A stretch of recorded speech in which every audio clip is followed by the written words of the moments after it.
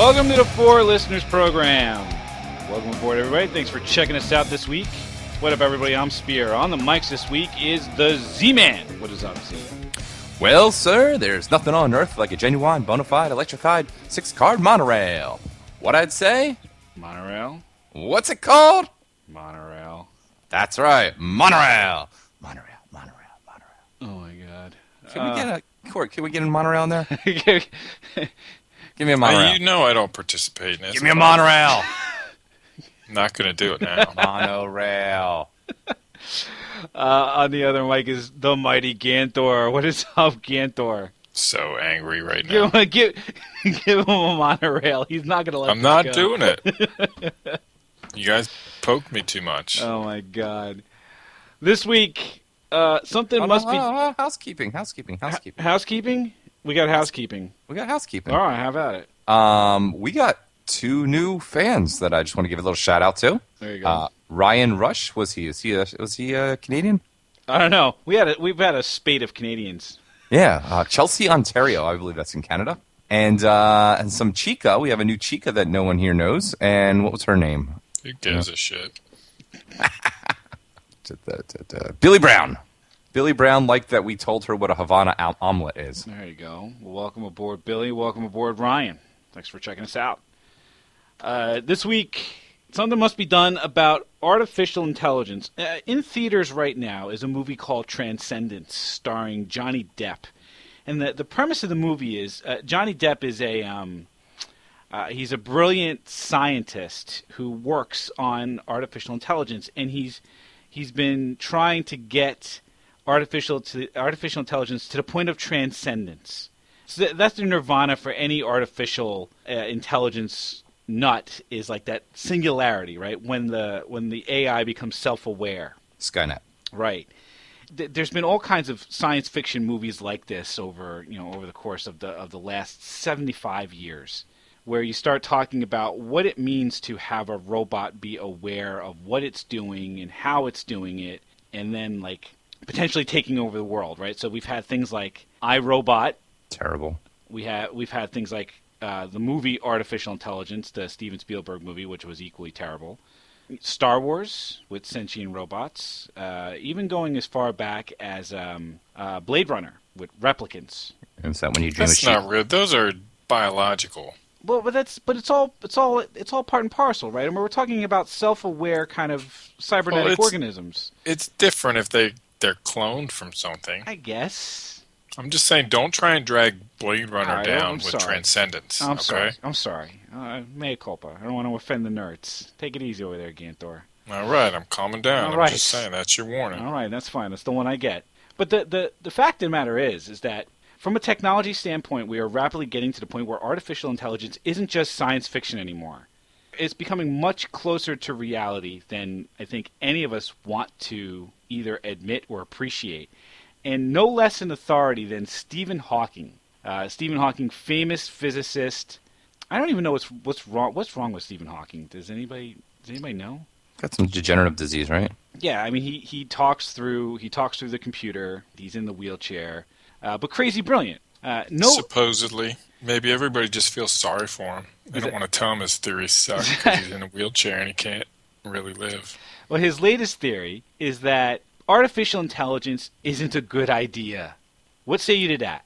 I'd appreciate the threat more if I wasn't dealing with a buggy-ass phone and a buggy-ass computer and a buggy-ass TV and a buggy-ass car.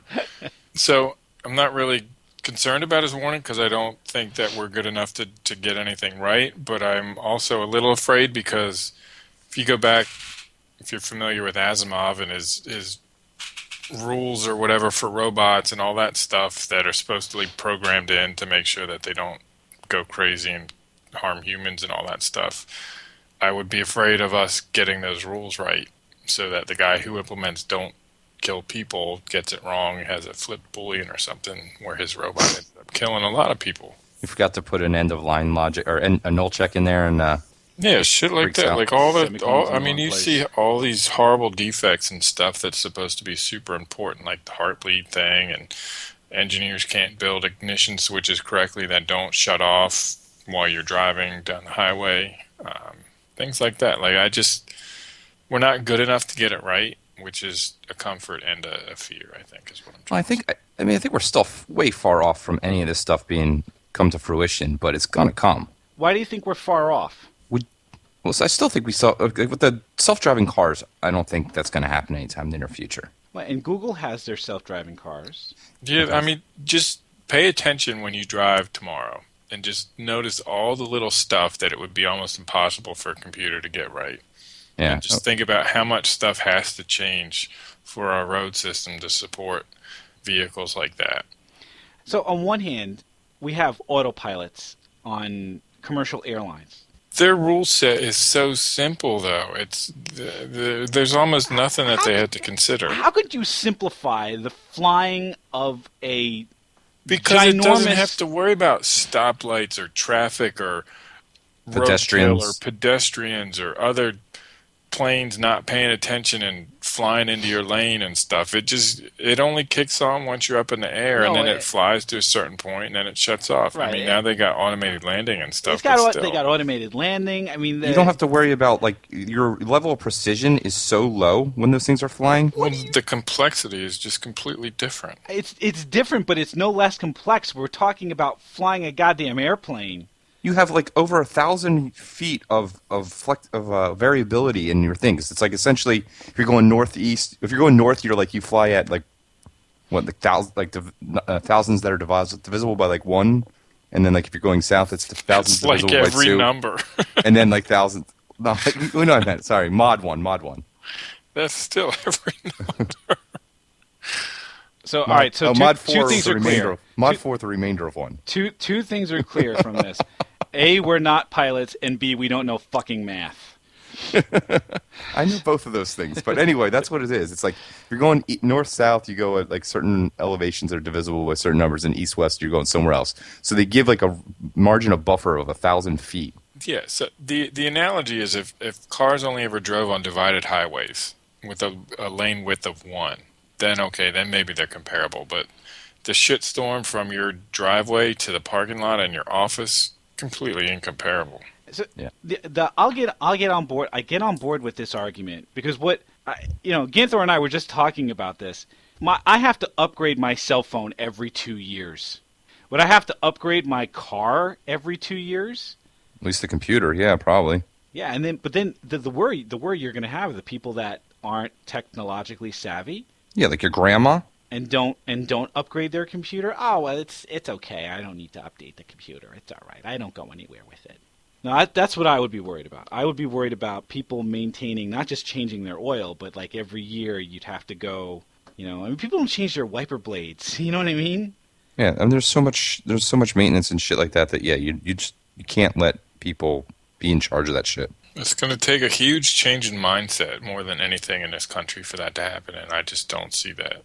Well, the other thing that's going to have to change is going to be the way we think about computing. The problem that you brought up, Ganther, was probably the right one, that there are so many rules. There are so many things that you just kind of do, that your brain is trained to do, and multitasks while you're driving. The amount of things that your brain does, that it's computing all at the same time in that small window, computers can't do yet. Right. They just can't. As well as have all the inputs of visual inputs and you could feel that your car's going slow or not slow, or having having all the input sensors. Right. The computers can't do it yet, right? Because what's the nirvana, right? The nirvana is trying to the nirvana for scientists is to try to figure out how to model a computer on the human brain, right? They often say that the human brain is the most efficient computer that is known. For all the sophistication that we can build into computers, they all pale in comparison to what the brain is able to do. That not only is a computer slower, but it takes the stat here is it takes 40,000 times more power to run than the brain does. It's because they can't figure out how to give pixie sticks to computers yet. Go with it, yeah, a little stimulation, a little sugar rush. Sugar rush. So what bioengineers at Stanford have done is they started to think differently. This is where I get freaked out, okay?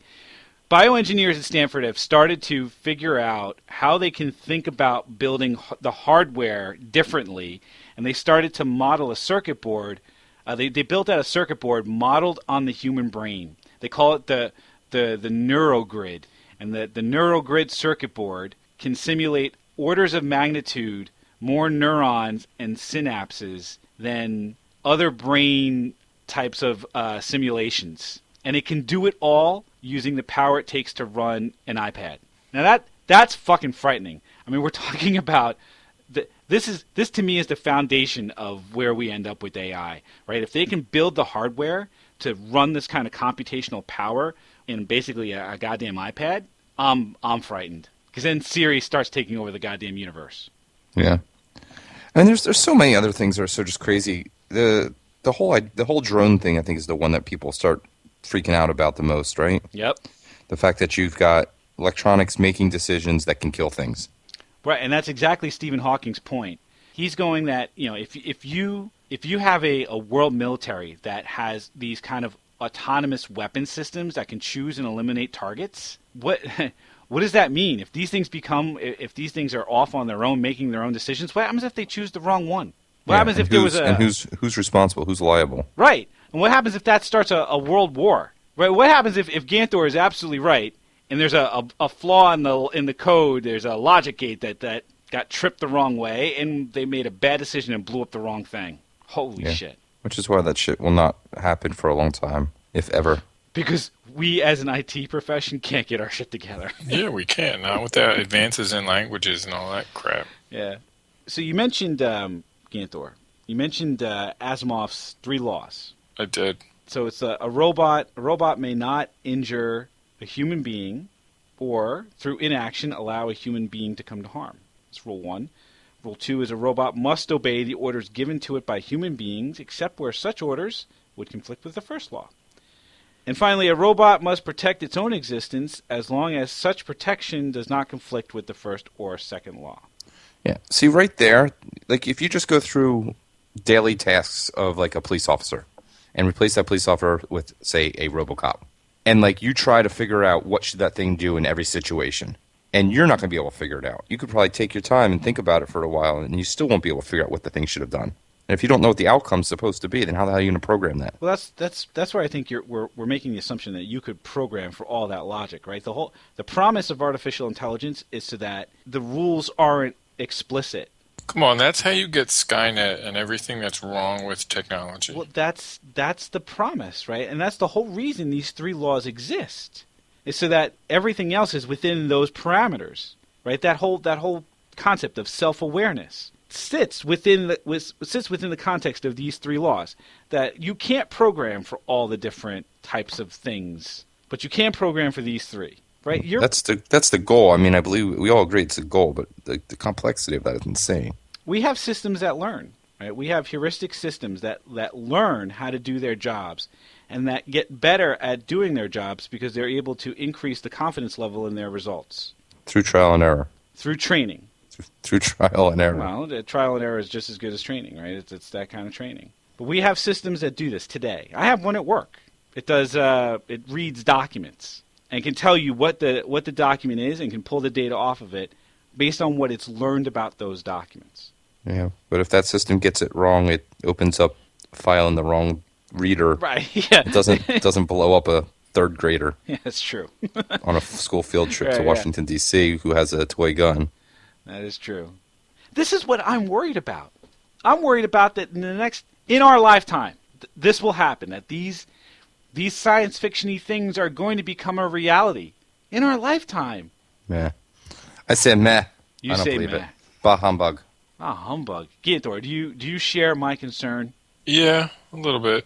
I mean, I'm kind of excited to see that just because I think it might be neat, and I don't really have a good idea of what will happen. I guess that's just a dumbass way of saying I like to be surprised, but... You like to be surprised until you become terrified by it going horrifically and horribly wrong. Dude, do you know how many things that I'm terrified of already? Clowns. No, I mean legitimate stuff. Zombies. Legitimate stuff. The end of oil. What are we going to do for money and food when all the jobs are outsourced and nobody in the U.S. does anything? And they'll get outsourced by artificial intelligence. Yeah, and then what are people going to do? They're going to go back to tribes and murdering each other. It'll be the Matrix. We'll get turned into batteries. That would be awesome. That was so stupid. But that's actually kind of awesome. The body's really good at processing food and making, burning it, processing it and getting all the calories out of it. Like, how many calories do we need? We don't need as many calories as you have. And our foods are so packed full of calories, especially like the good stuff.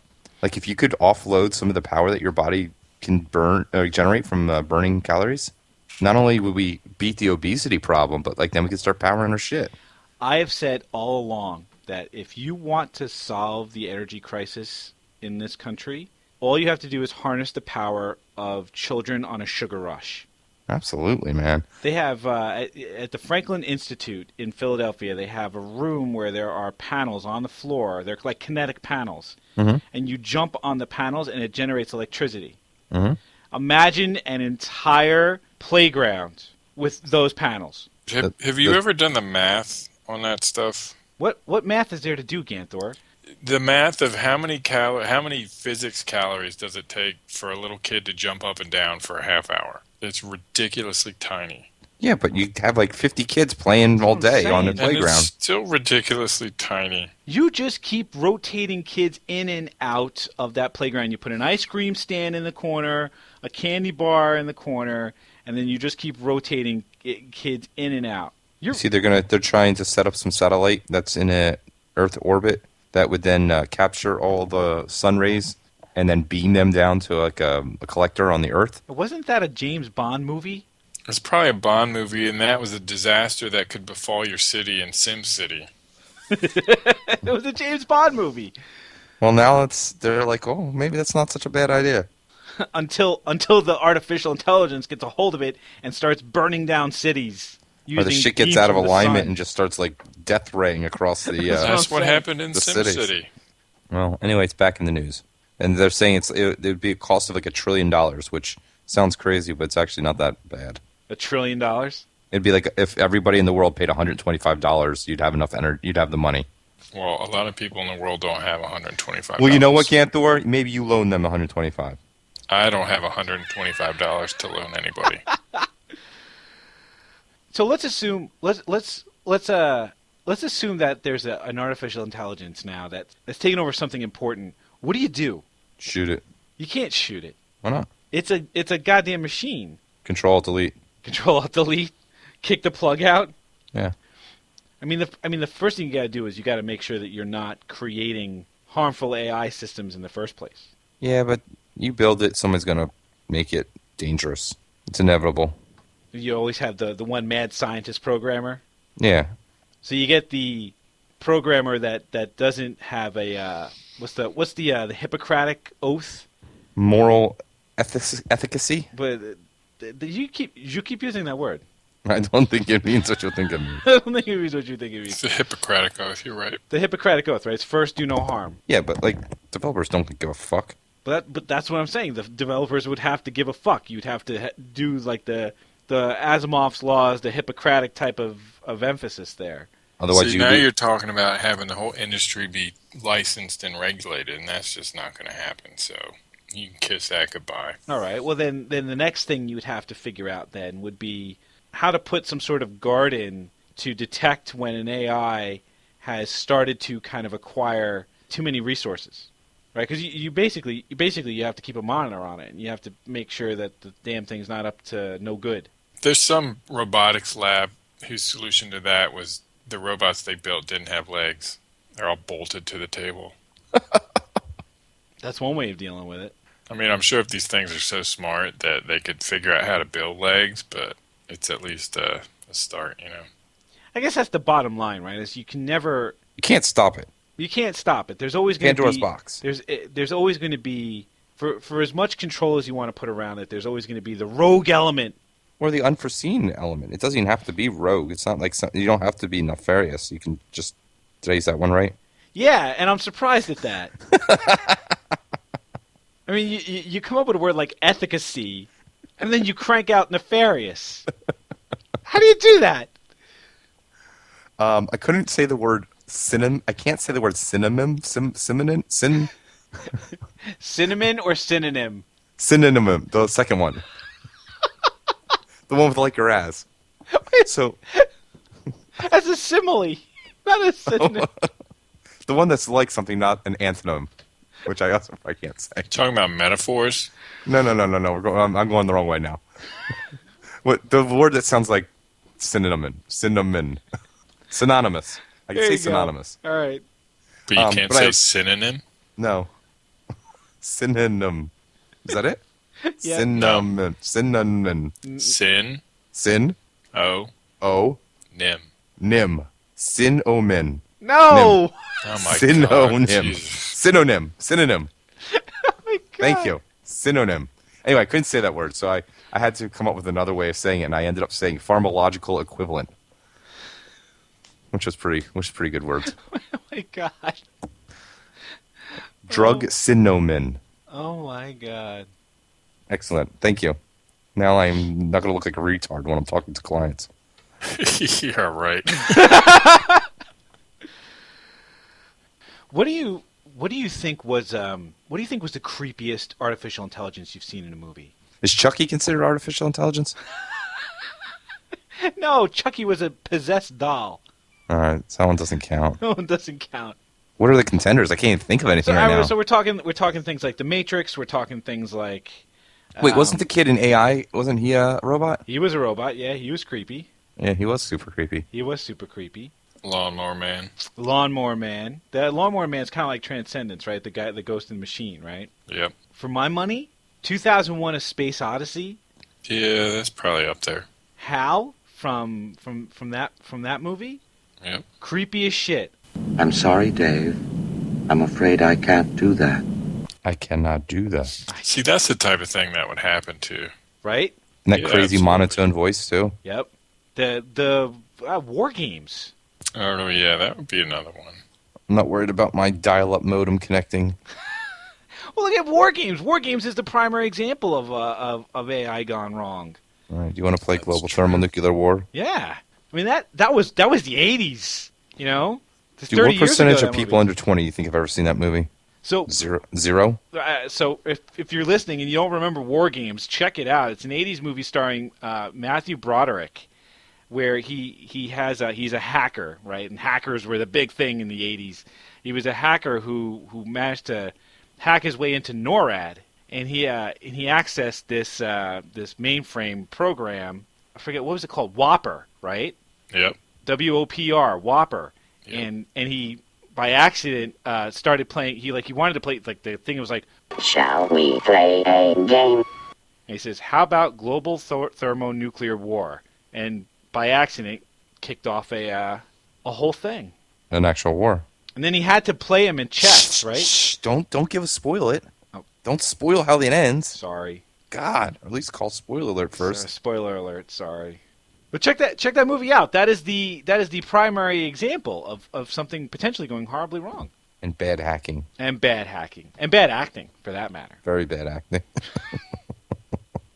That shit was terrible. But what did we learn? What did we learn about artificial intelligence, Z-Man?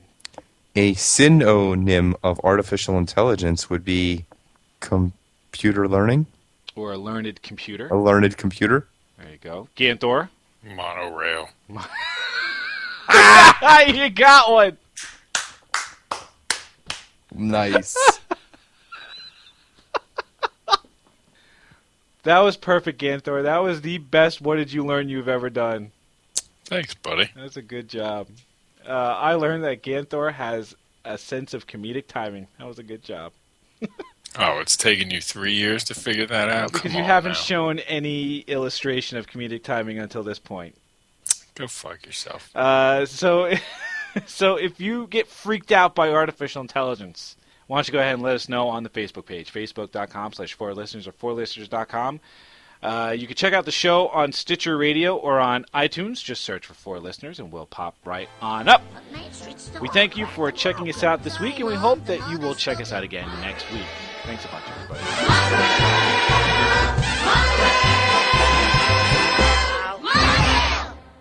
Mono, don't